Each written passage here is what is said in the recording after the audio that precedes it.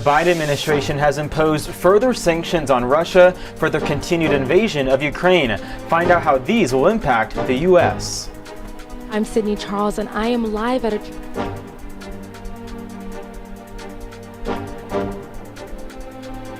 this charge later on.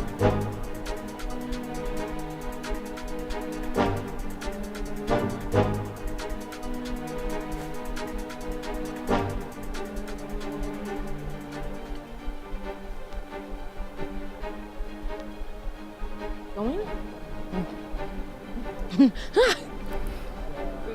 Okay. Read my script? Or the super teas? Super teas? Okay. I'm Sydney Charles, and I am live at a church in East Hollywood where people are putting together safety kits for those who need help in Ukraine. We'll talk to a leader of the charge later on.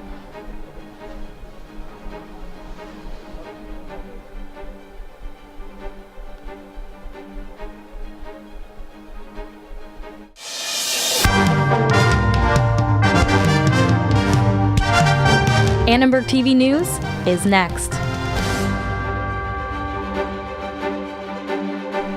President Joe Biden has banned Russian oil and gas imports to the U.S. Good evening, I'm Jacob Wheeler. And I'm Tatum Larson. Biden blamed Russian President Vladimir Putin for this move, calling it, quote, Putin's price hike.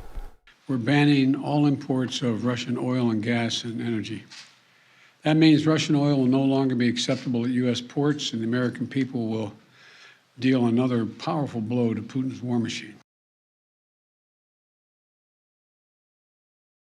The administration's decision will affect the U.S. An international economist believes the U.S. that other countries may follow America's lead. The question is whether this will actually put pressure on the European countries to do the same. And if the European countries start to do the same, then the consequence both for them and for Russia will be on much bigger magnitude. But again, if you want to have a regime of sanction and embargo that works, you have to pay the price for it. Americans are likely to feel the burn of this ban at the gas pump, and energy prices are predicted to rise.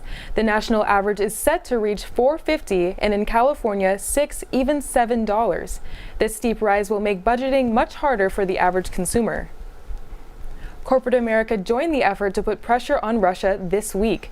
Starbucks, McDonald's, and Coca-Cola have stopped services in Russia in support of the Ukraine. The humanitarian crisis in Ukraine keeps getting worse. Thousands of Kyiv residents are desperately fleeing for safety as Russian forces ramp up their attacks. Russia announced a ceasefire today, saying it was ready to provide humanitarian corridors to help civilians escape the violence.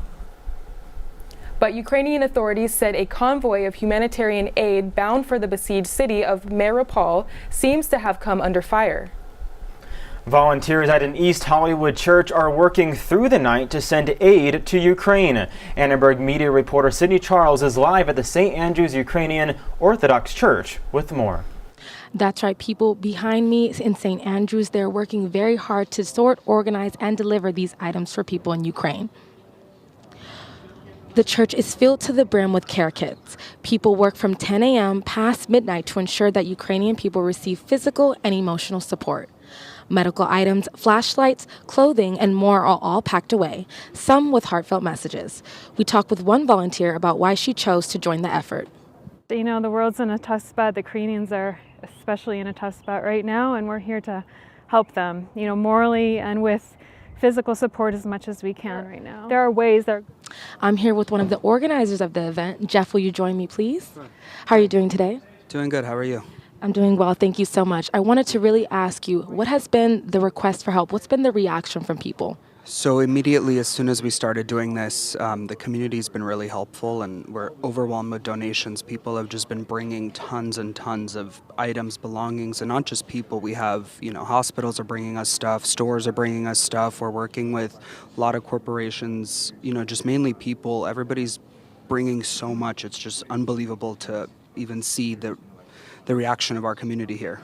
And what are some of the items that you guys still need from us? So the biggest things that we need are medical items, so first aid, basic needs, and obviously funding for us to continue to keep this going and get it there as quickly as we can. Okay. And then one more question, can we still help? Can we still volunteer? Absolutely, absolutely. So donations are still being accepted. All of it's, going towards us sending all of this, 100% of them. And if you do bring things, extra set of hands, we'll take them, and we do what we can. Thank you so much, Jeff. That's all from me here, folks. You guys can come every single day. For Annenberg Media, I'm Sydney Charles. Back to you in the studio, Jacob. Sydney Charles, thank you. The LA City Council voted unanimously to strongly condemn the actions of Russian President Vladimir Putin. Councilman Paul Koretz introduced the resolution alongside 5 other council members. The motion calls for international divestment of holdings in Russia. Koretz added that LA must also support innocent Russian communities and businesses. The council is also considering a plan to end vaccine verification at some indoor venues. Under the new plan, local businesses may implement stricter rules than the county. The council is set to vote on the proposal tomorrow. As of today, outdoor mega events, bars, breweries, wineries, nightclubs, and lounges do not have to check proof of vaccination. At one local restaurant, workers and customers had mixed reactions. The biggest challenge is it's definitely affected our business, because you can't let people in with the vaccination or not vaccination, so it's made business drop. So I'm really hoping that once they drop everything that we will get a little bit busier and we'll bring more customers back into where they feel comfortable. And then the vaccination proof, I think it really depends because still some people don't really show proof of vaccination or it's fake. It's people's own responsibility. If they're ignorant enough to just stay sick and spread it around, then there are always going to be those people. I don't worry about other people unless it's directed to me. And as of today, LA County has a 72% vaccination rate, and while that is higher than the national average, 1.7 million remain unvaccinated, and 2.7 million have yet to roll up their sleeves for a booster shot. People are taking to the streets to mark today's International Women's Day. Rise Up for Abortion organized rallies and marches around the country in support of protecting abortion rights. Healthcare that is essential and abortions are essential. Supporters gathered at City Hall in downtown LA and marched to Pershing Square this afternoon. These protests come in anticipation of a Supreme Court ruling on the Dobbs versus Jackson women's health case. The decision could limit drastically abortion rights nationally. We spoke to protesters about the importance of upholding these rights. I just believe in my heart that we should be able to do whatever we want. Whatever feels right to us. I want to be able to choose if I'm a mom. Everybody needs to be able to choose if they want to be a mom or not, because not everybody should be a mom, in my opinion. So it's just like very simple human rights that we need to keep protecting. The conservative majority is expected to overturn the landmark decision that protected a woman's right to an abortion. Many states are not waiting for the ruling and are already introducing measures that would make abortion illegal. Lawmakers in Florida today passed the so-called Don't Say Gay bill. The measure would prevent discussion of sexual orientation and gender identity in elementary schools. The bill specifically outlines the ban for kindergarten through 3rd grade. It also prevents discussion that are not, quote, age appropriate. Critics argue that the ban could extend to all grade levels, creating a dangerous environment for LGBTQ students. Hundreds of students in Florida walked out of their classes today in protest of the bill. Students also rallied outside the Senate chamber in Tallahassee, chanting, "We say gay." Florida high schooler Maddie Zornek organized one of the walkouts in support of her LGBTQ friends. So many people were rushing out of their classrooms with these giant pride flags, with these signs. And I was just oh my gosh, this is so amazing. All the love and support right now. This is so amazing. We just wanted to show the LGBTQ plus community, especially, that there are people behind you. You are loved, you're valued. And this is not what the majority of people believe. Republican Governor Ron DeSantis supports the bill and is expected to sign it into law. If he does it, it would go into law July 1st. UC Berkeley has declined a neighborhood group's offer to admit 1,000 more students to the university. This decision comes after the groups Save Berkeley's Neighborhoods argued UC Berkeley failed to address issues such as homelessness, traffic, and housing. Prospective students are concerned about what this decision may mean for them. To be very honest, I just applied to Berkeley to apply because I know it was a very good school. It was never my top choice. However, I have like 5 friends who like that's their school. It kind of stresses me out. Oh, like that's their dream school, and it's not like the fact that like oh their application wasn't good enough. It's just like the fact that they were good enough, but they can't even take them. UC Berkeley will present its case before the Court of Appeals this summer and plans on keeping prospective students by increasing online enrollment. Spring break is now just a few days away, so it's a good time to check government travel warnings to make sure the break is a safe one. The U.S. Embassy is warning students traveling to Mexico to be aware of crime, the dangers of excessive drinking, the laws of Mexico, fines related to violating immigration policy, the legality of drug use, and possible sexual assault in resort areas. The embassy also recommends travelers keep an eye on their possessions when using public transit. You can go to mx.usembassy.gov for safety tips. USC hosted a series of panels to celebrate International Women's Day, including one of USC's president, Carol Folt. LA City Council President Nuri Martinez on why it's important to have women in local leadership. And a Nicaraguan refugee is using her local business to support those in the Ukraine.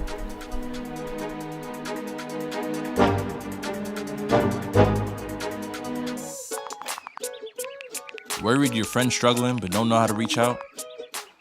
You could say how are you or get a fake tattoo. You could ask with an app if it works for you. You could write him a text or knit him a sweater. If you can't be together, you could write him a letter. Whatever gets you talking. Whatever gets you talking. You could chat on the game, kick off your flip-flops. You could ask on your couch while you binge watch. However you do it, you gotta ask a friend. And if they don't share, you can ask again. Whatever gets you talking. Whatever gets you talking.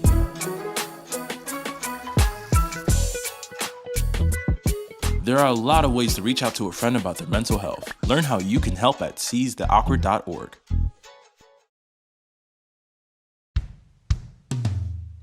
Hey world, I have a quick message. It's about safe driving. Alright, let's go.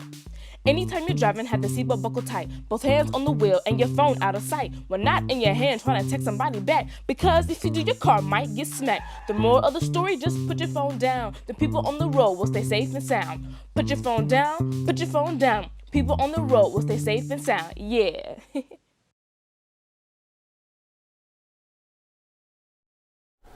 A local piñata business is raising money to help the people of Ukraine. Reporter Mariah Hill has a story on why giving back is special to the owner.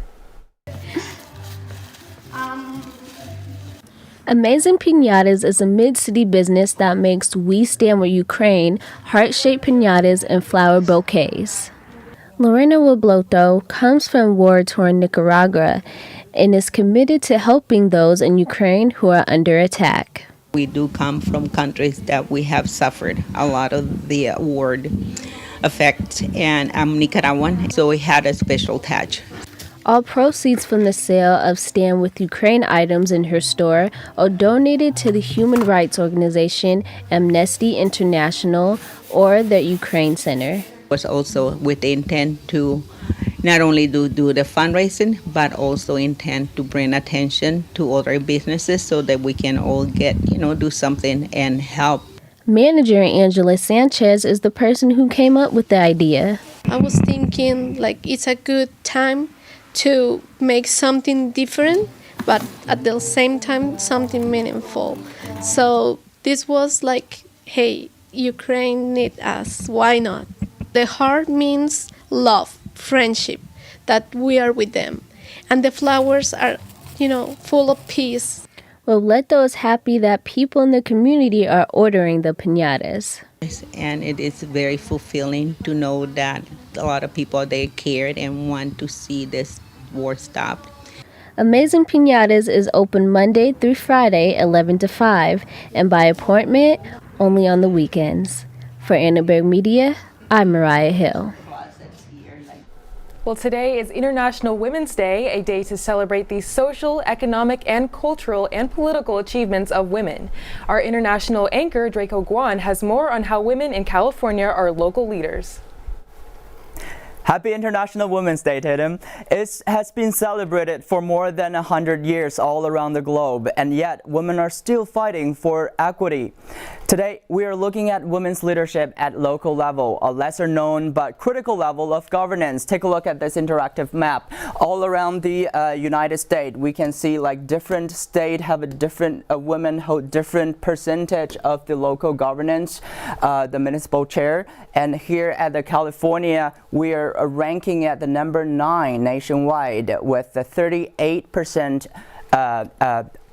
women holding the office, local office. And in a Women Leadership Summit, it was held right here at USC over the weekend. I talked to City Council President Noreen Martinez about why it's more important than ever that women be more involved in local politics. And I think for young women, this generation has blown me away. Little different than when I was growing up, but I certainly admire the fact that they have an incredible voice. I think we have the power in numbers. In the city of Los Angeles, women do make up the majority. And I think it's as we're moving forward with an election cycle this year, I think women are going to make a huge difference. I think we have to constantly talk about women's issues and hold elected officials accountable to make sure that they're addressing the issues that we care about the most. Martinez said that summits like these inspire women to lift each other up and hold similar leadership roles, a step she believes is key to achieving gender equality. For Annenberg Media, I'm Draco Guan. Thanks, Draco. A day-long USC Women's Conference just wrapped up at Bovard. The speakers included prominent women on campus, as well as alumni, a wide range of professions. So I think a lot of our rising women leaders will still need to negotiate this complicated difference in the way they're perceived. They have to allow their voice to come through. They have to continue to fight the idea that they don't have to sound like the other people. You don't have to look like everyone else. I think there's excitement ahead, but there's going to be those changes and those challenges. USC President Carol Folt and Annenberg Dean Willow Bay discussed the hurdles and hopes for this generation of women. President Folt emphasized the value of good mentorship. She also said it's important for women leaders to develop their own voice and be confident when challenges arise. Spring break is just right around the corner, and our weather anchor Eric Choi is going to explain what LA residents should expect starting next week.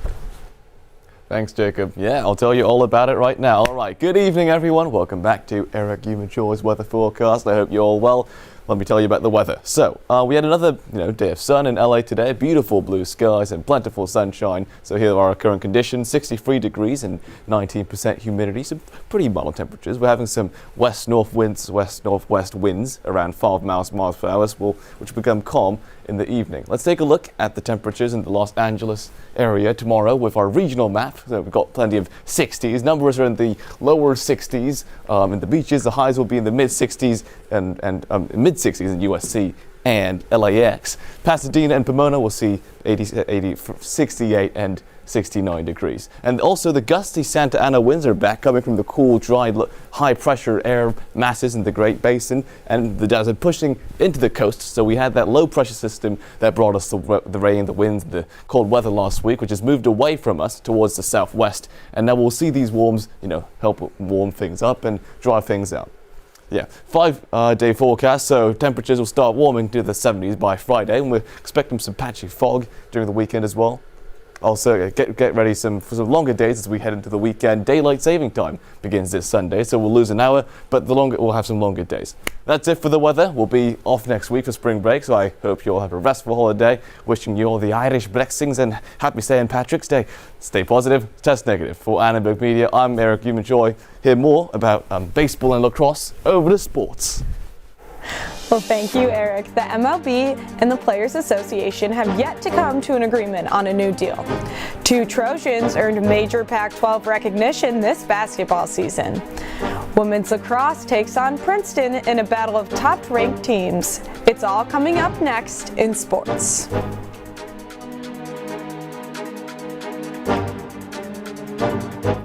Leaving hot coals improperly extinguished can cause a wildfire. Hey guys, it's Mark! It looks as if Smokey is going to use the drown, stir, drown and feel technique. After the first drown, a good start. Next, another drink.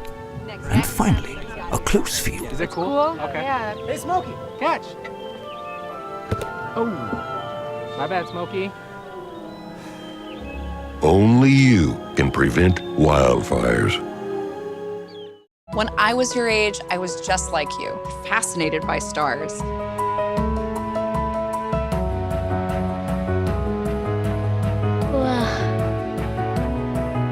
But now I get to search for life in the universe. And who knows, maybe life is looking for us too. So we're like aliens to them? Yeah. Does anyone want to be a scientist now? I do. Awesome. We need more girls in STEM. Maybe we can find aliens. I'll never forget the day our landlord called and said, read your lease. No pets allowed. My owner tells him my dog ate the lease, but that didn't work. And now I'm stuck in a shelter. But this pit bull is ready for a new crib. I'm loving, loyal, and play well with others. So don't be intimidated by all my muscles, because the biggest one I have is my heart. That's right, I said it.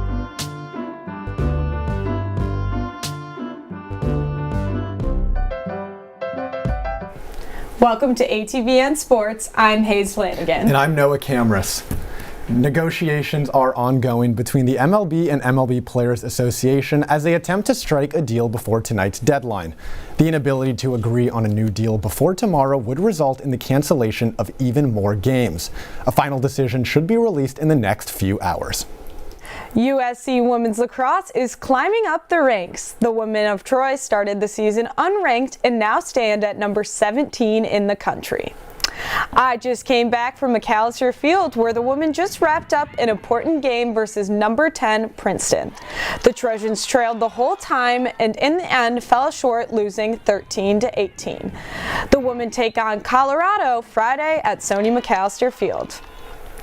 Junior forward Isaiah Mobley is optimistic heading into the postseason. After closing out the season with 2 losses, Mobley said that he would be happy to see Arizona and UCLA in the tournament again. I like to see any team, but yeah, if we could see a UCLA or Arizona, like, we're not afraid of them. Both are great teams, and they're capable of good games. Obviously, they're capable to beat us because they have. Stay positive and keep your head up. I mean, especially in this month, I always say like anything's really truly possible, and it's real madness. Despite the losses on the court, 2 Trojans took home a win this week. Senior guard Drew Peterson and junior forward Isaiah Mobley earned Pac-12 first-team honors. Mobley follows in the footsteps of his older brother and former USC star, Evan Mobley. Isaiah leads the team in scoring, averaging 14 points a game. And as for Peterson, he earned his spot on the team for his notable 3-point shooting and defense. These 2 Trojans are joined by 8 other standouts in the Pac-12. Obviously, it's a big weekend for the Trojans as the Pac-12 tournament kicks off tomorrow. Noah, who do you have winning and how far do you have USC going? Yes, I'll take you down USC's path really quickly. They start with either the winner of Washington and Utah. They swept Utah this year. They beat Washington. They should win that game. Then, if the stars align, they have UCLA. And against UCLA, obviously they split the series, but I see them beating UCLA on a neutral court and now going on to the Pac-12 championship for the first time since 2018. That game should be Arizona, a team they lost to by 20 just a week ago. But I think Arizona's not going to be playing for as much. They should have a 1 seed locked up. And USC, I think they'll want it. They'll need it for the better seeding. And I see them winning that 2018 Pac-12 tournament championship rematch and going to their first Pac-12 tournament since 2009. I'm taking the easy and predictable route and going finals, Arizona, and UCLA. Can't say I'm wrong. Yeah. USC Athletics in Title IX office celebrated 50 years of women's sports today. Who run the world? We talked to Olympians and Paralympic athletes who spoke at a girls' empowerment event.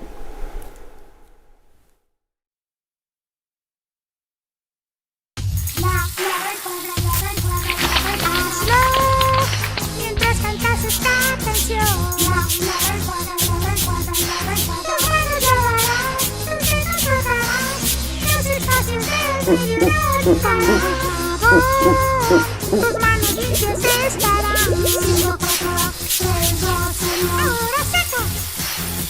las manos por 20 segundos como Elmo. Hay algo especial acerca de este lugar. Se siente como un hogar, una sala debajo del cielo y los árboles, rodeado de aire fresco y la naturaleza. Todo aquí para que lo disfrutemos y para que lo cuidemos. Tenemos la responsabilidad de cuidar de esta tierra que llamamos casa, de preservarla para las generaciones que vienen. Cada acción pequeña contribuye para un cambio mayor y cada uno de nosotros podemos hacer la diferencia. Hay algo especial acerca de este bosque. Es un lugar donde se hacen recuerdos y juntos podemos preservarla y protegerla.